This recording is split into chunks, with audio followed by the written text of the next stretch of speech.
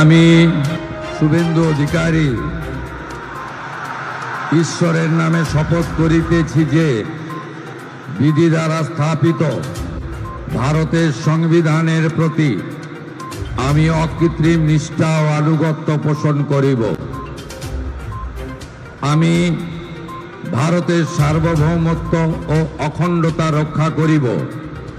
পশ্চিমবঙ্গ রাজ্যের মুখ্যমন্ত্রী রূপে আমার কর্তব্যসমূহ নিষ্ঠাপূর্বক এবং বিবেকসম্মতভাবে নির্বাহ করিব এবং ভয় বা পক্ষপাত, প্রীতি বা বিদ্বেষ রহিত হইয়া সকল শ্রেণীর জনগণের প্রতি সংবিধান ও বিধি অনুসারে ন্যায় আচরণ করিব।